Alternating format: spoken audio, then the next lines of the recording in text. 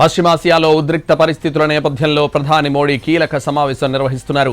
ఎన్నికలు జరిగే 5 రాష్ట్రాలు మినహా మిగతా రాష్ట్రాల సీఎంలతో వర్చువల్గా మీటింగ్ నిర్వహిస్తున్నారు. కాసేపటి క్రితం ప్రారంభమైన ఈ మీటింగ్లో పశ్చిమాసియా యుద్ధం, భారత్ అనుసరిస్తున్న విధానాలపై సమీక్షించినట్లు తెలుస్తోంది.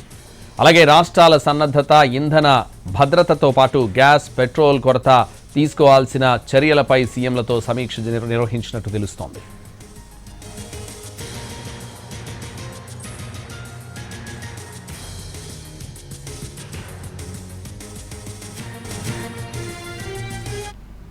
పశ్చిమాసియాలో ఉద్రిక్త పరిస్థితుల నేపథ్యంలో ప్రధాని మోడీ కీలక సమావేశం నిర్వహిస్తున్నారు.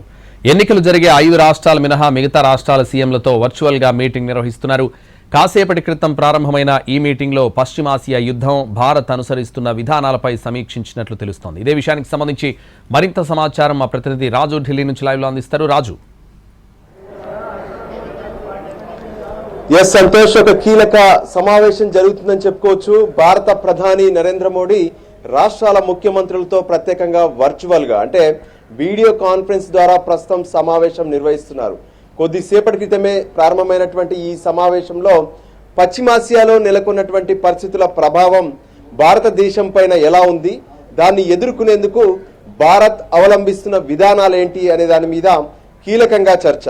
అంతేకాదు, ఇప్పుడున్నటువంటి ఈ ప్రత్యేకమైనటువంటి పరిస్థితుల్లో రాష్ట్రాలు ఎలా ముందుకు వెళ్లాల్సినటువంటి అవసరం ఉందనే దాని మీద కూడా ఈ సమావేశంలో చర్చ జరుగుతున్నట్టుగా తెలుస్తుంది.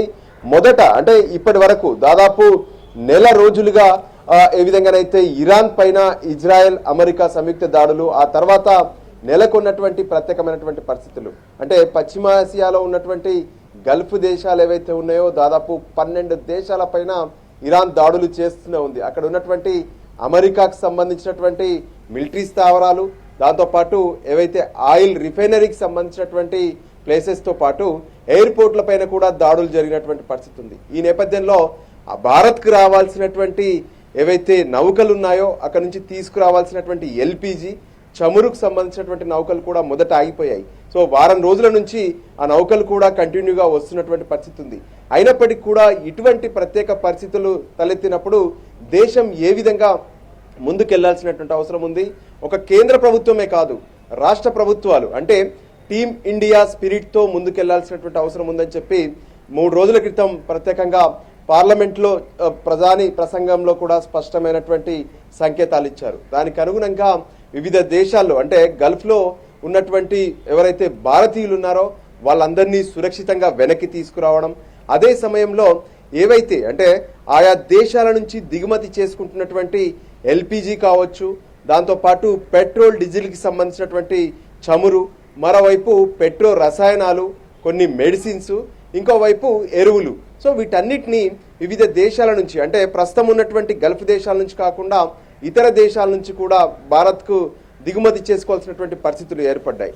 మరోవైపు ఏదైతే దేశంలో పెట్రోల్, డీజిల్ కొరత ఏర్పడబోతుందంటూ కూడా పెద్ద ఎత్తున పుకార్లు, షికార్లు అవుతున్నటువంటి పరిస్థితి ఉంది. సోషల్ మీడియాలో దీనిపైన పోస్టులు పెట్టడం, దాన్ని చూసి జనమంతా కూడా టెన్షన్ పడుతూ పెట్రోల్ బంక్ల వద్ద పెద్ద ఎత్తున క్యూ లైన్లు కడుతున్నటువంటి పరిస్థితి కనిపిస్తుంది.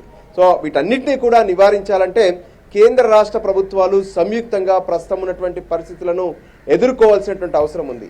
అందుకోసమే దేశంలో ఉన్నటువంటి అన్ని రాష్ట్రాల ముఖ్యమంత్రులతో ప్రత్యేకంగా ప్రధాని సమావేశంలో కొన్ని కీలక ఆదేశాలు ఇవ్వడమే కాకుండా రాష్ట్రాల్లో ఉన్నటువంటి పరిస్థితులను కూడా ఏదైతే కేంద్ర ప్రభుత్వానికి ఈ సందర్భంగా ప్రధానికి రాష్ట్రాల ముఖ్యమంత్రులు కూడా విన్నవించబోతున్నారు. అయితే ప్రస్తుతం దేశంలో 5 రాష్ట్రాల్లో ఎన్నికలు జరుగుతున్నాయి. వెస్ట్ బెంగాల్, దాంతోపాటు కేరళ, తమిళనాడు, అస్సాం, పుదుచ్చేరికి సంబంధించినటువంటి ఈ రాష్ట్రాల ముఖ్యమంత్రులు ఈ సమావేశానికి దూరంగా ఉన్నారు. ఆయా రాష్ట్రాలకు సంబంధించినటువంటి చీఫ్ సెక్రటరీలకు ఇప్పుడు జరిగేటటువంటి సమావేశానికి సంబంధించినటువంటి సారాంశాన్ని కేంద్ర కేబినెట్ కార్యదర్శి తర్వాత వాళ్లకు అందజేస్తారు.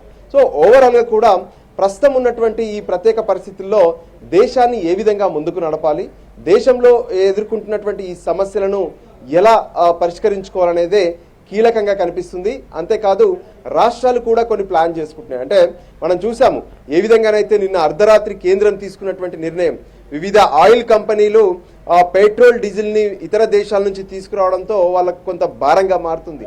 దాంతో పెట్రోల్, డీజిల్ ధరలు పెరిగే అవకాశం కనిపిస్తున్నటువంటి నేపథ్యంలోనే వెంటనే కేంద్ర ఆర్థిక శాఖ కీలక నిర్ణయం తీసుకుంది. ఎక్సైజ్ డ్యూటీ ఏదైతే ఉంటుందో ప్రతి లీటర్కు 13 రూపాయల ఎక్సైజ్ డ్యూటీ పెట్రోల్ పైన ఉంది. దాంట్లో 10 రూపాయలు తగ్గిస్తూ కేంద్రం నిర్ణయం తీసుకుంది. డీజిల్కు ఉన్నటువంటి 10 రూపాయల ఎక్సైజ్ డ్యూటీని మొత్తం తగ్గిస్తూ నిర్ణయం తీసుకుంది. అంటే ఇది నేరుగా ఏ విధంగానైతే వాహనదారులు ఉన్నారో వాళ్ళపైన ప్రభావం పడకుండా, అంటే పెంచాలనుకున్నటువంటి ధరలను కూడా పెంచకుండా నియంత్రించేందుకే ఈ నిర్ణయం తీసుకున్నట్టుగా తెలుస్తుంది.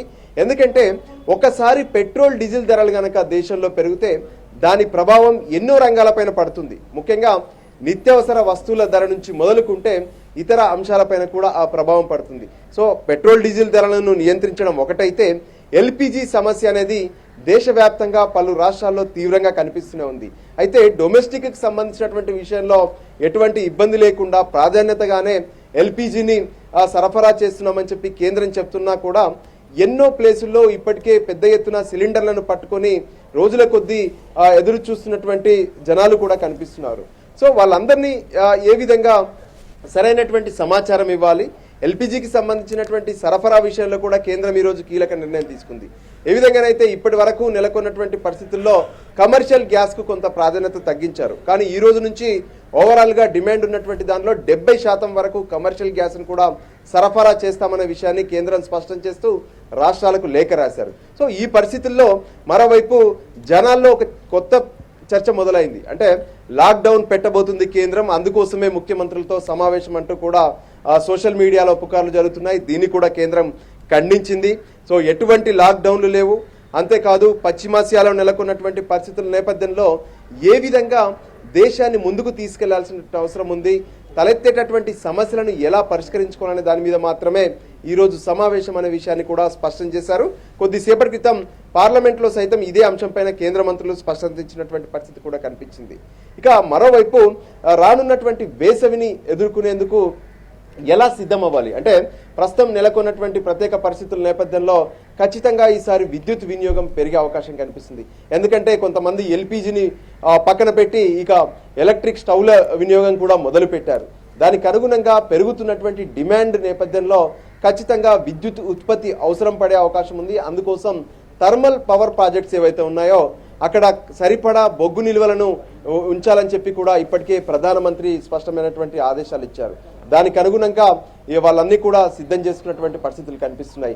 రానున్నటువంటి ఖరీఫ్ సీజన్ కోసం కూడా రైతులకు ఇబ్బందులు తలెత్తకుండా ఉండేందుకు పూర్తి స్థాయిలో ఎరువుల నిల్వలను కూడా సిద్ధంగా పెట్టుకున్నామని చెప్పారు. అంతేకాదు దేశానికి కావాల్సినటువంటి పెట్రోల్ డీజిల్ గ్యాస్లను కూడా పూర్తి స్థాయిలో రిజర్వ్ చేసి పెట్టుకున్నామనే విషయాన్ని ప్రభుత్వం ఇప్పటికే స్పష్టం చేసింది. ఇదే విషయాలను రాష్ట్రాల ముఖ్యమంత్రులకు చెప్తున్నారు. రాష్ట్రాల్లో ఉన్నటువంటి సమస్యలు ఏమైనా ఉంటే, అంటే ప్రత్యేకంగా చూసాం నిన్న మొన్న హైదరాబాద్ తెలంగాణలో కూడా కొన్ని పెద్ద ఎత్తున పెట్రోల్ బంకుల వద్ద నెలకొన్నటువంటి ఇబ్బందులు కావచ్చు, జనం పెద్ద ఎత్తున క్యూలు కట్టి అక్కడ టెన్షన్ పడ్డటువంటి పరిస్థితులు కావచ్చు. సో వీటన్నిటి విషయంలో కూడా ఒక క్లారిటీ ఇచ్చే అవకాశం కనిపిస్తుంది. మున్ముందు ఇటువంటి సమస్యలు తలెత్తినప్పుడు ఏ విధంగా ఎదుర్కోవాలి, ముఖ్యంగా దేశంలో ఉన్నటువంటి వనరులనే ఉపయోగించుకోవడం ద్వారా ఇతర దేశాలపై ఆధారపడాల్సినటువంటి అవసరం ఉండదు. సో వనరులే అంటే అది విద్యుత్ రూపంలో కావచ్చు, లేదంటే సౌర విద్యుత్ రూపంలో మాత్రమే దేశంలో ఉన్నటువంటి వనరులు. ఖచ్చితంగా మనకు కావాల్సినటువంటి పెట్రోల్ డీజిల్ అంటే ఇతర దేశాల నుంచి ఖచ్చితంగా దిగుమతి చేసుకోవాల్సిందే. దేశంలో ఉన్నటువంటి ఏవైతే పెట్రోల్కి సంబంధించినటువంటి కావచ్చు, గ్యాస్కి సంబంధించినవి 20% మాత్రమే ఇక్కడ అవైలబుల్గా ఉంది. మిగతాది మొత్తం 80% ఇతర దేశాల నుంచి తెచ్చుకున్నటువంటి పరిస్థితులు ఉన్నాయి. సో ఇలా ప్రపంచవ్యాప్తంగా ప్రభావం చూపుతున్నటువంటి పశ్చిమాసియాలోని యుద్ధ పరిస్థితుల ప్రభావాన్ని భారత్ ఎదుర్కోవడం కోసమే ప్రస్తుతం కొనసాగుతున్నటువంటి సమావేశం. అటు రాష్ట్రాల్లో ఉన్నటువంటి సమస్యలను పరిష్కరించుకుంటూనే కేంద్రం తీసుకుంటున్నటువంటి ప్రత్యేక నిర్ణయాలను రాష్ట్రాల ముఖ్యమంత్రులకు చెప్పబోతున్నారు ప్రధాని. మొత్తానికి టీమిండియా స్ఫూర్తితో ఈ సమావేశం ద్వారా ప్రస్తుతం నెలకొన్నటువంటి సమస్యలను ఎదుర్కొనేందుకే ఈ సమావేశం అనే విషయాన్ని కూడా కేంద్రం స్పష్టం చేసింది. సంతోష్, రాజు, ఇప్పటికే పెట్రోల్ డీజిల్ పై కూడా ఎక్సైజ్ సుంకం తగ్గించింది కేంద్రం. అయితే పెట్రోల్ ధరలు కూడా ఇంకా తగ్గే అవకాశం ఏమైనా కనిపిస్తోందా? దీనిపై కూడా చర్చించే అవకాశం ఉందా? ఎస్, ఖచ్చితంగా సంతోష్. ఎందుకంటే ప్రస్తుతం నెలకొన్నటువంటి పరిణామాల నేపథ్యంలో ఇప్పటికే మన పొరుగు రాష్ట్రాలైనటువంటి పాకిస్తాన్, బంగ్లాదేశ్లో పరిస్థితులు అత్యంత దారుణంగా ఉన్నాయి.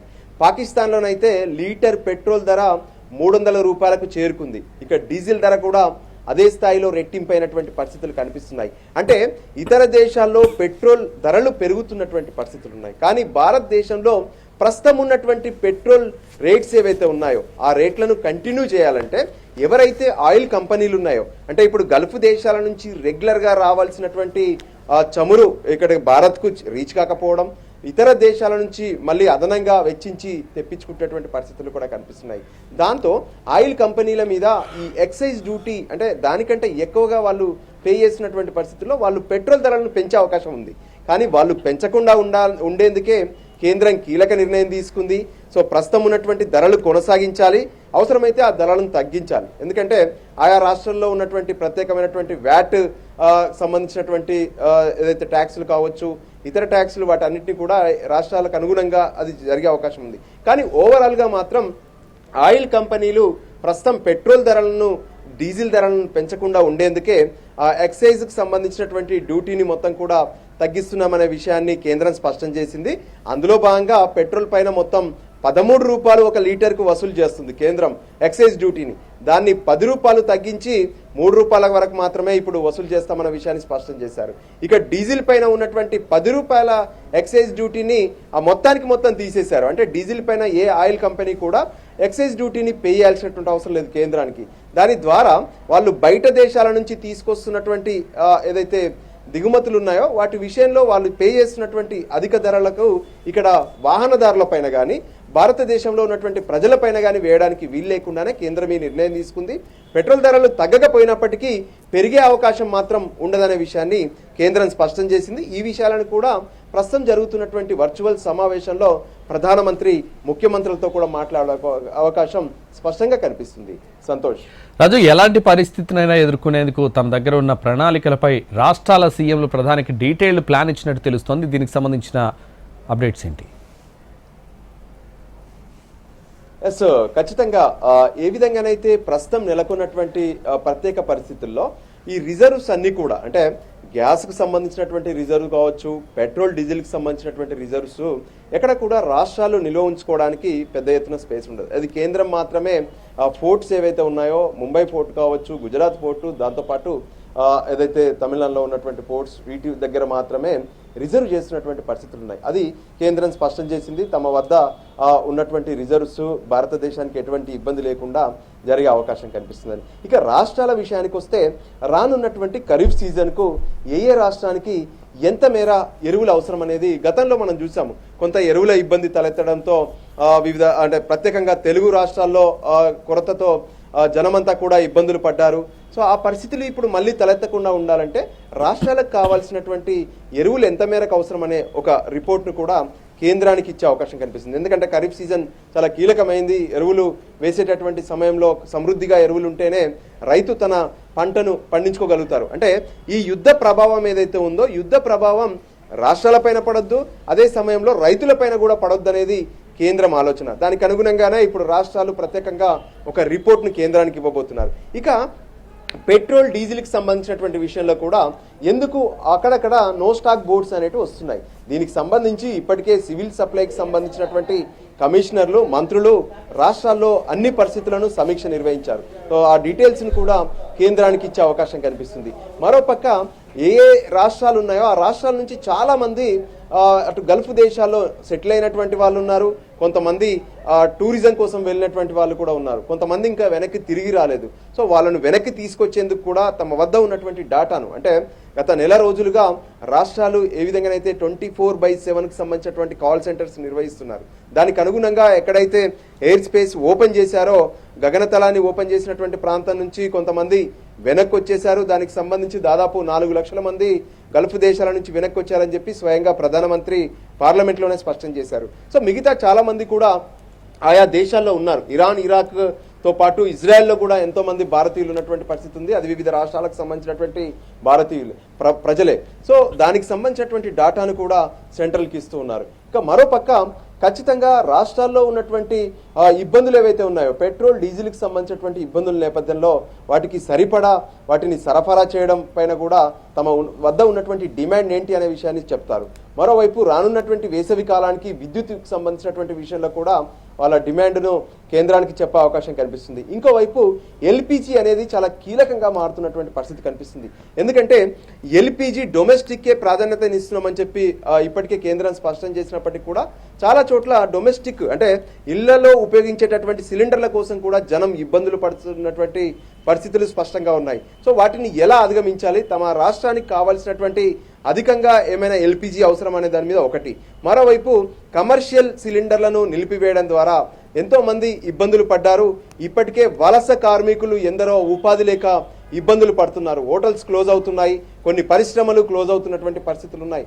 వాటిని మళ్ళీ ఏ విధంగా రన్ చేయాల్సి ఉంటుంది అనేది కూడా చాలా కీలకంగా కనిపిస్తుంది. వీటన్నిటికి అనుగుణంగానే మరోవైపు దేశంలో ఉన్నటువంటి వనరులను ఉపయోగించుకునే ఆల్టర్నేటివ్గా వాటన్నిటికీ సిద్ధపడాలనే విషయాన్ని కూడా కేంద్రం చెప్పబోతుంది. మొత్తానికి అటు కేంద్రం ఇటు రాష్ట్రాలు ఇద్దరూ కలిసి పూర్తి స్థాయిలో ఒక టీమిండియా స్పిరిట్తో ప్రస్తుతం పశ్చిమాసియాలో నెలకొన్నటువంటి యుద్ధ పరిస్థితుల ప్రభావం భారత్ ఏ విధంగానైతే ఎదుర్కొంటుందో దాన్ని పూర్తి స్థాయిలో పరిష్కరించుకునేందుకు ఏకమవుతున్నటువంటి పరిస్థితి కనిపిస్తుంది. అదే విషయాన్ని ప్రతి భారతీయుడు కలిసి వస్తేనే ఇలాంటి పరిస్థితులను తట్టుకొని ముందుకెళ్లేటటువంటి అవకాశం ఉంటుందనే విషయాన్ని ప్రధానమంత్రి స్పష్టం చేశారు. అదేవిధంగా ఇప్పుడు రాష్ట్రాల్లో అంటే వేరువేరు పార్టీలైనా సరే వేరువేరు ప్రాంతాలైనా సరే అందరూ కలిసి భారతదేశం ప్రస్తుతం ఎదుర్కొంటున్నటువంటి ఈ ప్రత్యేకమైనటువంటి పరిస్థితులను పరిష్కరించుకోవడానికి ముందుకు రావాలనే విషయాన్ని కూడా కేంద్రం స్పష్టం చేస్తుంది. అదే విషయంలో రాష్ట్రాలు సైతం సహకరిస్తామనే విషయాన్ని స్పష్టం చేస్తున్నటువంటి పరిస్థితి కనిపిస్తూనే ఉంది.